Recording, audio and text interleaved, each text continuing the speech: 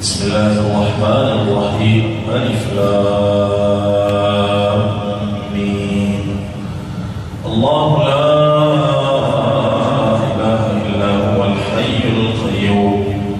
نزل عليك الكتاب بالحق مصدقا لما بين يديه وأنزل التوراة والإنجيل من قبل هدى للناس وأنزل الفرقان إن الذين كفروا بآيات الله لهم عذاب شديد والله عزيز ذو انتقام. إن الله لا يخفى عليه شيء في الأرض ولا في السماء هو الذي يصوركم في الأرحام كيف يشاء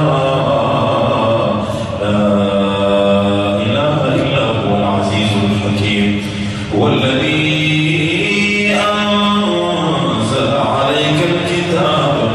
آيات محكمات وهن أم الكتاب وأخر متشابهات فأما الذين في قلوبهم زيغ فيتبعون ما تشابه منه ابتغاء الفتنة وابتغاء وما يعلم تأويله إلا الله والراسخون في العلم يقولون آمنا به كل من عند ربنا وما يذكر إلا أولو الألباب ربنا لا تزغ قلوبنا بعد إذ هديتنا وهب لنا من لدنك رحمة إنك أنت الوهاب ربنا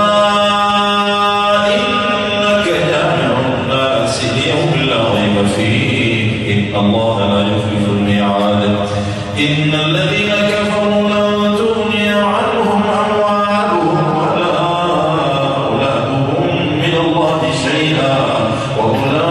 وأولئك هم وقود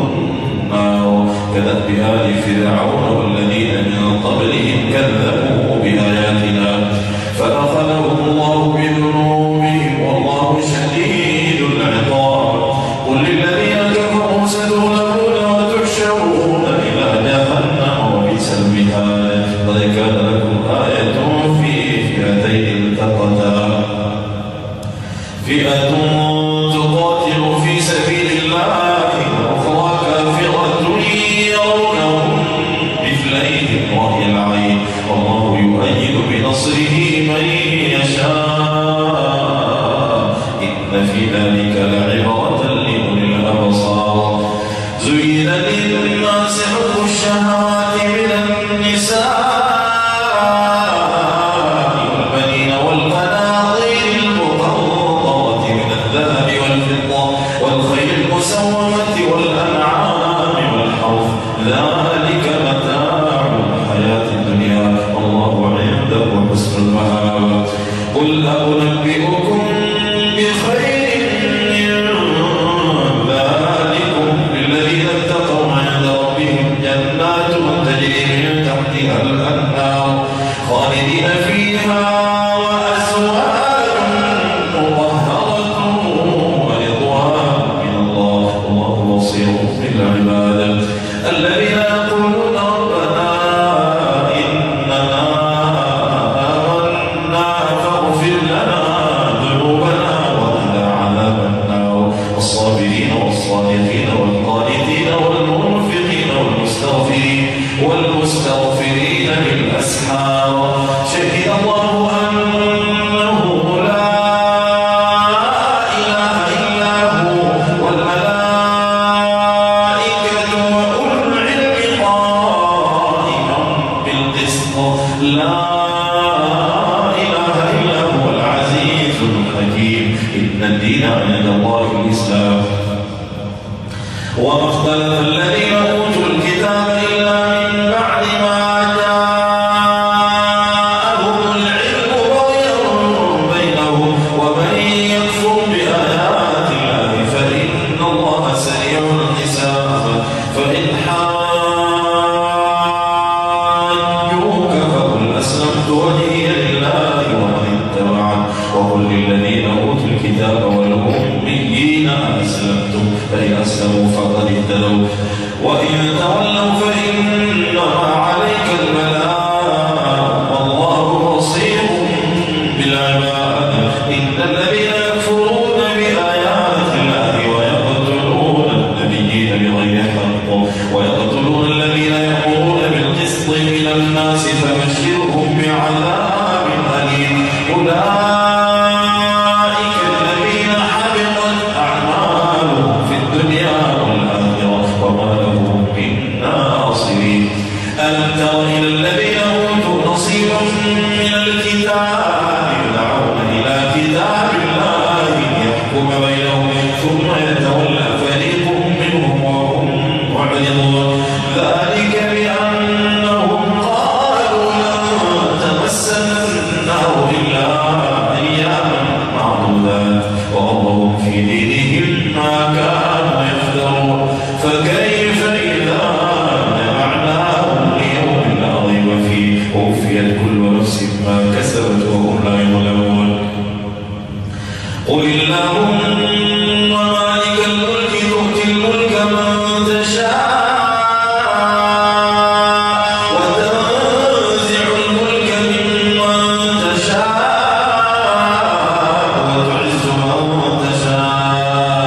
وتعز من تشاء وتذل من تشاء بيدك الخير إنك على كل شيء قدير. تولج الليل في النهار وتولج النهار في الليل وتخرج الحي من الميت وتخرج الميت من الحي وترزق من تشاء بغير حساب. لا يتخذ المؤمنون الكافرين أولياء من دون المؤمنين ومن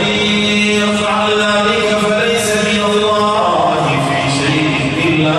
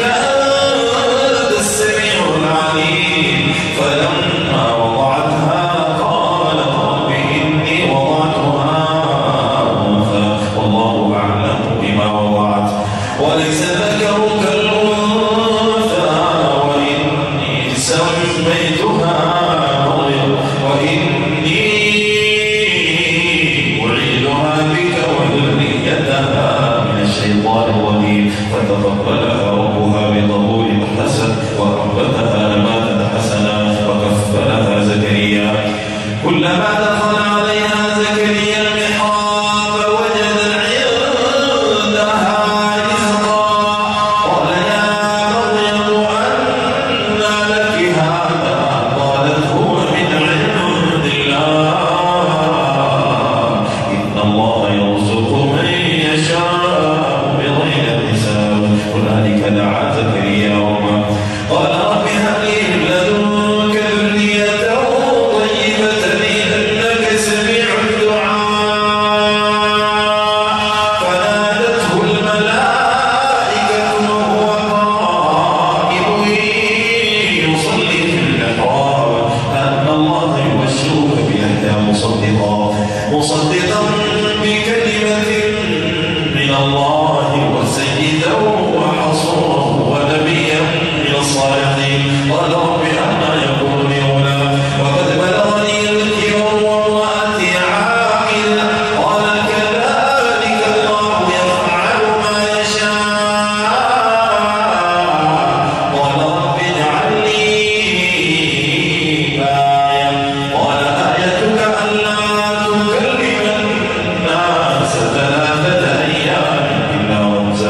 واذكر ربك كثيرا وسبح في العشي والإبكار.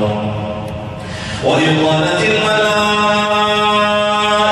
يا مريم إن الله اصطفاك وطهرك واصطفاك على نساء العالمين يا مريم اقنتي لربك واسجدي واركعي مع الراكعين ذلك من أنباء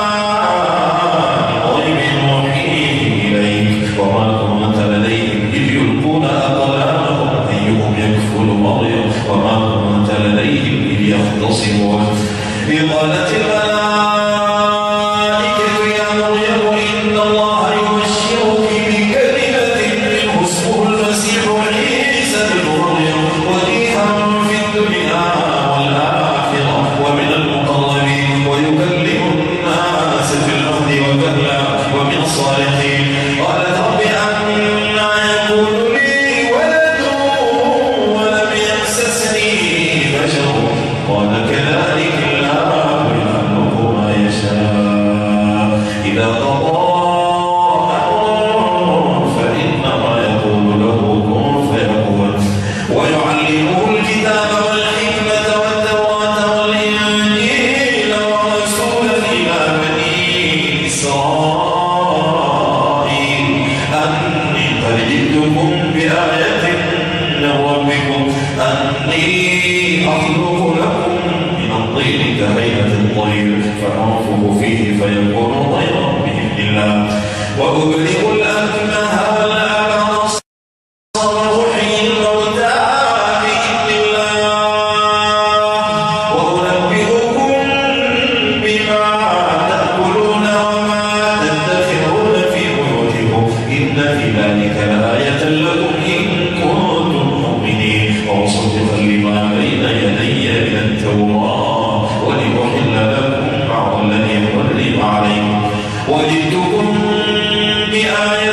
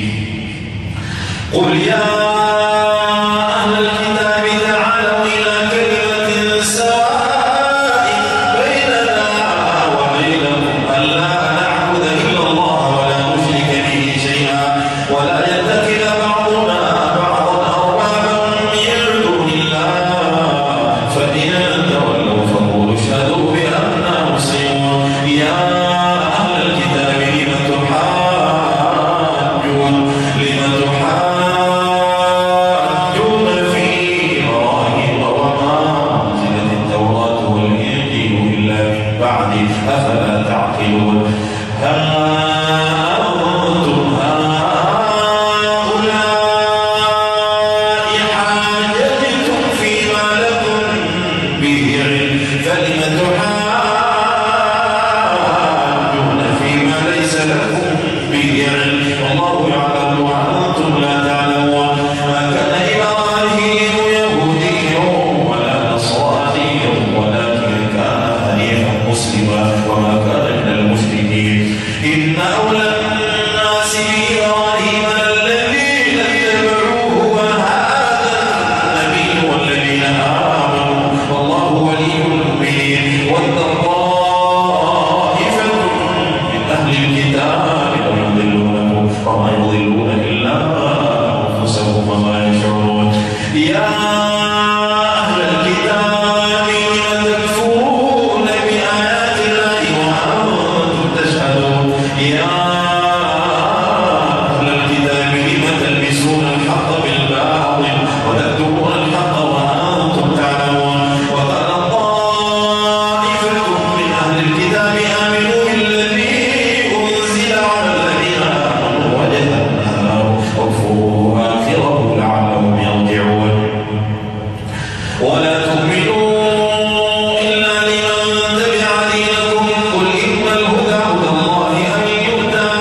أحد مثل ما أوتيتم أو يحاجوكم عند ربكم قل إن الفضل بيد الله يؤتيه من يشاء والله واسع عليم يختص برحمته من يشاء والله ذو الفضل العظيم ومن أهل الكتاب من إن تأمنه بقنطار يؤديه إليك ومنهم من إن تأمنه بدينار لا يؤديه إليك إلا ما دمت عليه قائما ذلك بأنهم قالوا ليس علينا في الأميين سبيل ويقولون على الله الكذب وهم يعلمون فلا من أوفى بعهده واتقى فإن الله يحب المتقين إن الذين يشترون بعهد الله وأيمانهم ثمنا قليلا أولئك لا خلاق لهم في الآخرة ولا يكلمهم الله ولا ينظر إليهم يوم القيامة ولا يزكيهم ولهم عذاب أليم وإن منهم لفريقا يلوون ألسنتهم بالكتاب لتحسبوه من الكتاب وما هو من الكتاب ويقولون هو من عند الله وما هو من عند الله ويقولون على الله الكذب وهم يعلمون ما كان لبشر أن يؤتيه الله الكتاب والحكم والنبوة ثم يقول للناس كونوا عبادا لي من دون الله ولكن كونوا ربانيين بما كنتم تعلمون الكتاب وبما كنتم تدرسون ولا يغرنكم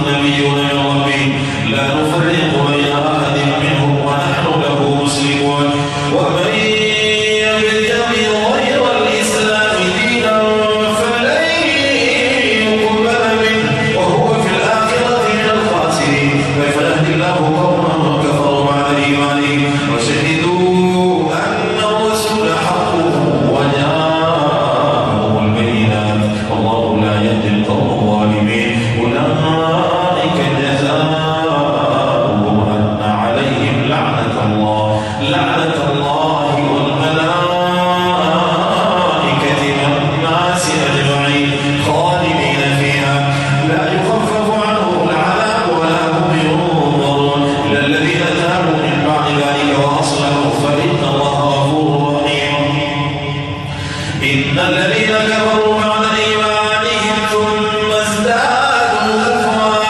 لن تقبل توبتهم وأولئك هم الضالون. إن الذين كفروا وماتوا وهم كفار فلن يقبل من أحدهم ملء الأرض ذهبا ولو افتدى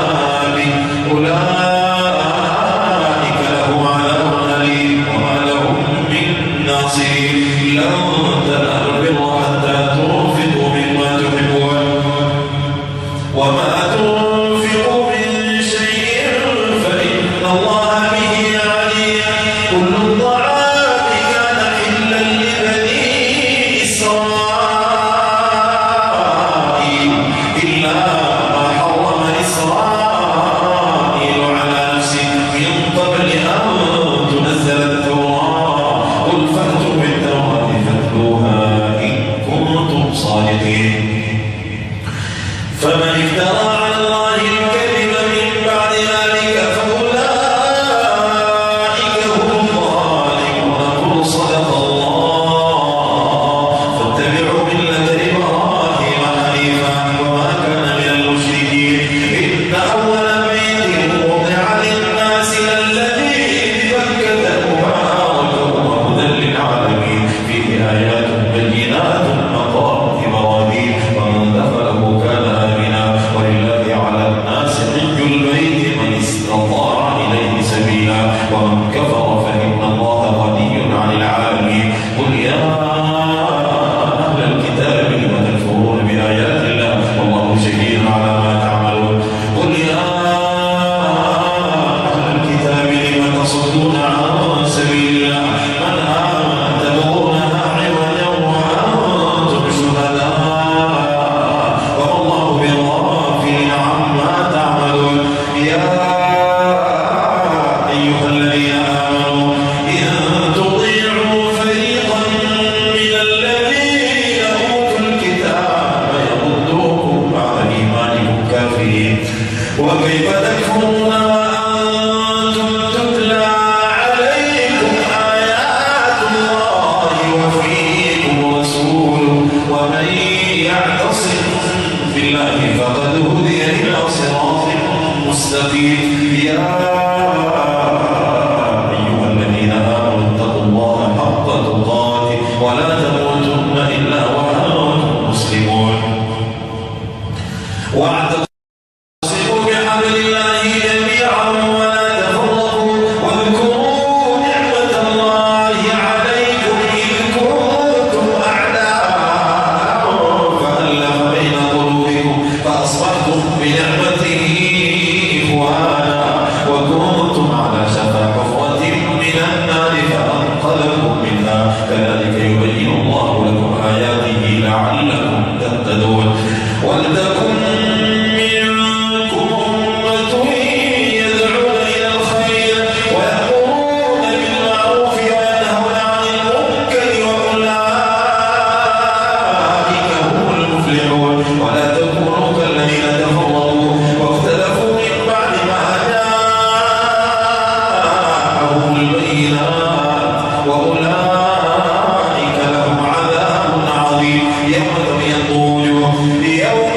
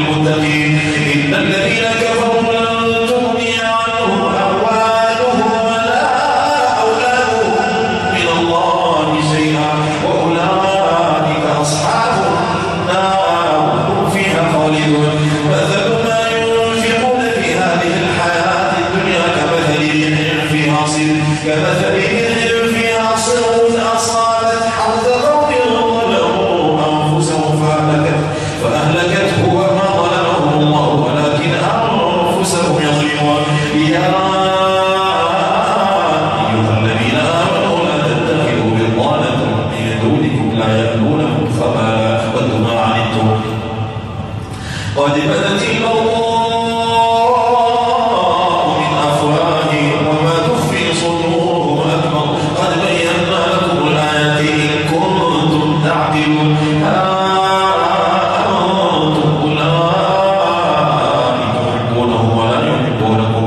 وتؤمنون بالكتاب كله وإذا لقوكم قالوا آمنا وإذا خلوا عضوا عليكم الأنامل من الغيظ قل موتوا بغيظكم إن الله عليم بذات الصدور إن تمسسكم حسنة تسؤهم وإن تصبكم سيئة يفرحوا بها وإن تصبروا وتتقوا لا يضركم كيدهم شيئا إن الله بما يعملون محيط وإذ غدوت من أهلك تبوئ المؤمنين مقاعد للقتال والله سميع عليم إذ هم الطائفتان منكم أن تفشلا والله وليهما وعلى الله فليتوكل المؤمنون ولقد نصركم الله ببدر وأنتم أذلة فاتقوا الله لعلكم تشكرون إذ تقول للمؤمنين ألن يكفيكم أن يمدكم ربكم ب3,000 من الملائكة منزلين بلى إن تصبروا وتتقوا ويأتوكم من فورهم هذا يمددكم ربكم ب5,000 من الملائكة مسومين وما جعله الله إلا بشرى لكم ولتطمئن قلوبكم به وما النصر إلا من عند الله العزيز الحكيم ليقطع طرفا من الذين كفروا أو يكبتهم فينقلبوا خائبين ليس لك من الأمر شيء أو يتوب عليهم أو يعذبهم فإنهم ظالمون ولله ما في السماوات وما في الأرض يغفر لمن يشاء ويعذب من يشاء والله غفور رحيم يا أيها الذين آمنوا لا تأكلوا الربا أضعافا مضاعفة واتقوا الله لعلكم تفلحون واتقوا النار التي أعدت للكافرين وأطيعوا الله والرسول لعلكم ترحمون وسارعوا إلى مغفرة من ربكم وجنة عرضها السماوات والأرض أعدت للمتقين الذين ينفقون في السراء والضراء والكاظمين الغيظ والعافين عن الناس والله يحب المحسنين والذين إذا فعلوا فاحشة أو ظلموا أنفسهم ذكروا الله فاستغفروا لذنوبهم ومن يغفر الذنوب إلا الله ولم يصروا على ما فعلوا وهم يعلمون أولئك جزاؤهم مغفرة من ربهم وجنات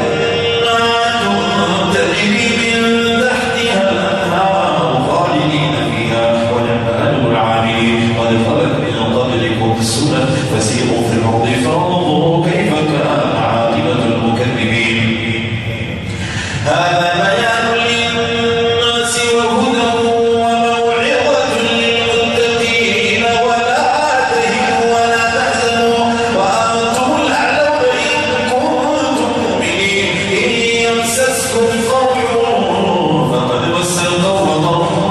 مثله وتلك الأيام نداولها بين الناس وليعلم الله الذين آمنوا ويتخذ منكم شهداء والله لا يحب الظالمين وليمحص الله الذين آمنوا ويمحق الكافرين أم حسبتم أن تدخلوا الجنة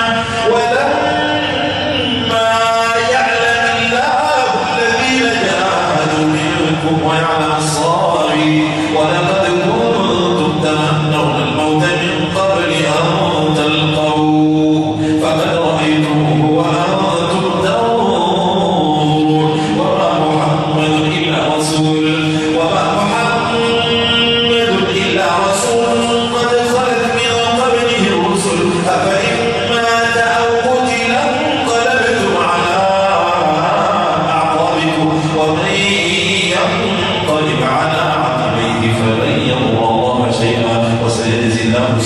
آياته وما كان لنفس أن تموت إلا بإذن الله كتابا مؤجلا ومن يرد ثواب الدنيا نؤته منها ومن يرد ثواب الآخرة نؤته منها وسنجزي الشاكرين وكأين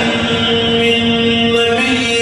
قاتل معه ربيون كثير فما وهنوا لما أصابهم في سبيل الله وما ضعفوا وما استكانوا والله يحب الصابرين وما كان قولهم إلا أن قالوا ربنا اغفر لنا ذنوبنا وإسرافنا في أمرنا وثبت أقدامنا وانصرنا على القوم الكافرين فآتاهم الله ثواب الدنيا وحسن ثواب الآخرة والله يحب المحسنين يا أيها الذين آمنوا إن تطيعوا الذين كفروا يردوكم على أعقابكم فتنقلبوا خاسرين فالله مولاكم وهو خير الناصرين سنلقي في قلوب الذين كفروا الرعب بما أشركوا بالله ما لم ينزل به سلطانا ومأواهم النار وبئس مثوى الظالمين ولقد صدقكم الله وعده إذ تحسونهم بإذنه حتى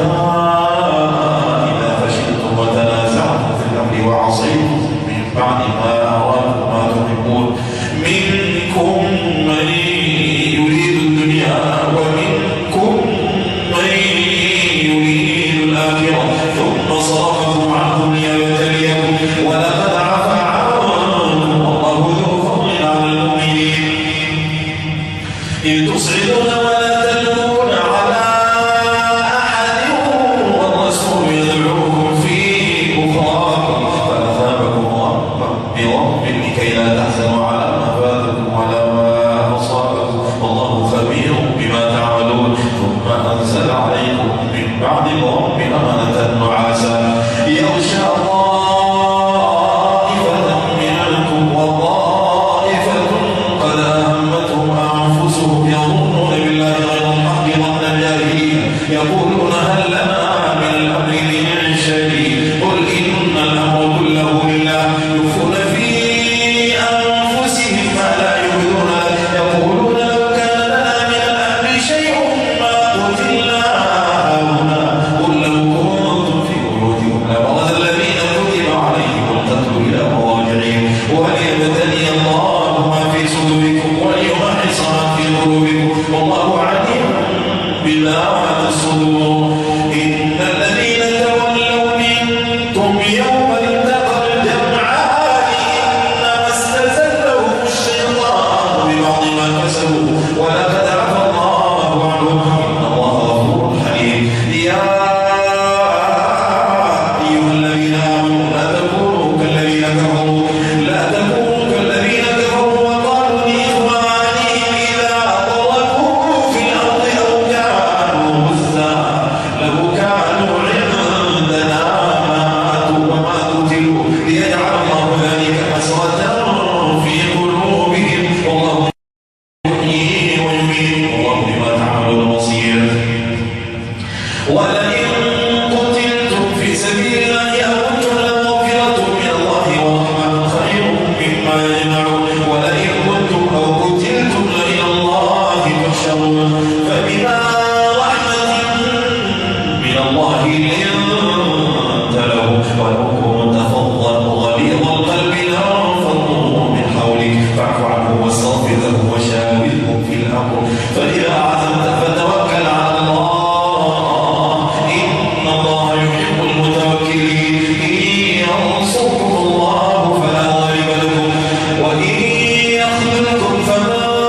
ذا الذي ينصركم من بعده وعلى الله فليتوكل المؤمنون وما كان لنبي أن يغل ومن يغل يأتي بما قبل يوم القيامة ثم توفى كل نفس ما كسبت وهم لا يظلمون أفمن اتبع رضوان الله كمن باء بسخط من الله ومأواه جهنم وبئس المصير هم درجات عند الله والله بصير بما يعملون لقد من الله على المؤمنين إذ بعث فيهم رسولا من أنفسهم يتلو عليهم آياته ويزكيهم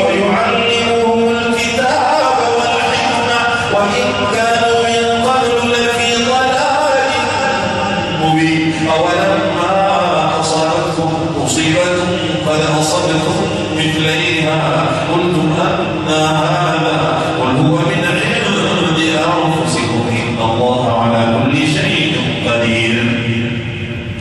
وما أصابكم يوم التقى الجمعان فبإذن الله وليعلم المؤمنين وليعلم الذين نافقوا وقيل لهم تعالوا قاتلوا في سبيل الله أو ادفعوا قالوا لو نعلم قتالا لاتبعناكم هم بالكفر يومئذ أقرب منهم للإيمان يقولون بأفواههم ما ليس في قلوبهم والله أعلم بما يكتمون الذين قالوا لإخوانهم وفعلوا لو أطاعونا قتلوا قل فذروا عن أنفسكم الموت إن كنتم صادقين ولا تحسبن الذين قتلوا في سبيل الله أمواتا بل أحياء عند ربهم يرزقون فرحين بما آتاهم الله من فضله ويستبشرون بالذين لم يلحقوا بهم من خلفهم ألا خوف عليهم ولا هم يحزنون يستبشرون بنعمة من الله وفضل وأن الله لا يضيع أجر المؤمنين الذين استجابوا لله والرسول من بعد ما أصابهم القرح للذين أحسنوا منهم واتقوا أجر عظيم الذين قال لهم الناس إن الناس قد جمعوا لكم فاخشوهم فزادهم إيمانا وقالوا حسبنا الله ونعم الوكيل فانقلبوا بنعمة من الله وفضل لم يمسسهم سوء واتبعوا رضوان الله والله ذو فضل عظيم إنما ذلكم الشيطان يخوف أولياءه فلا تخافوه وخافون إن كنتم مؤمنين ولا يحزنك الذين يسارعون في الكفر إنهم لن يضروا الله شيئا يريد الله أن لا يجعل لهم حظا في الآخرة ولهم عذاب عظيم إن الذين اشتروا الكفر بالإيمان لن يضروا الله شيئا ولهم عذاب أليم ولا يحسبن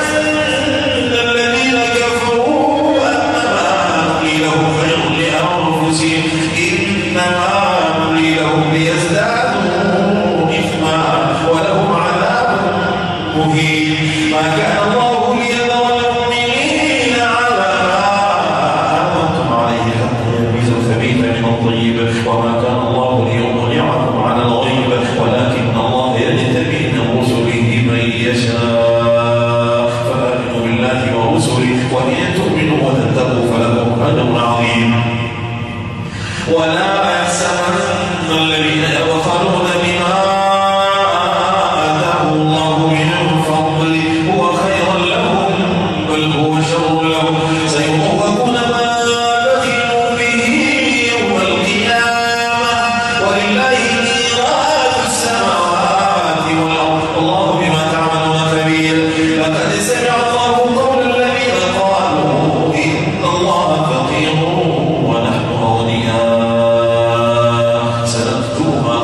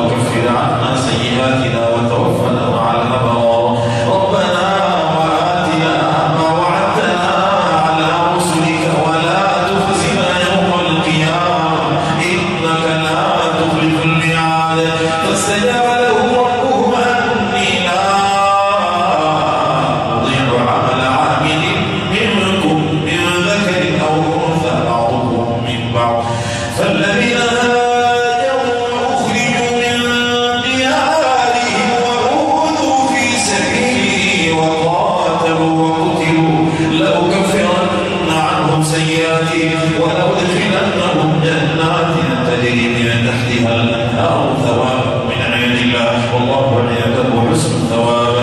لا يغرنك تقلب الذين كفروا في البلاد متاع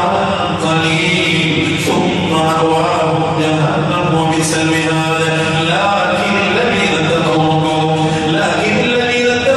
ربهم لهم جنات تجري من تحتها الأنهار خالدين فيها نزلا من عند الله وما عند الله خير للأبرار. وإن من أهل الكتاب لمن يؤمن بالله وما أنزل إليهم خاشعين لله ويشترون بآيات الله ثمنا قليلا أولئك لهم أجرهم عند ربهم إن الله سريع الحساب. يا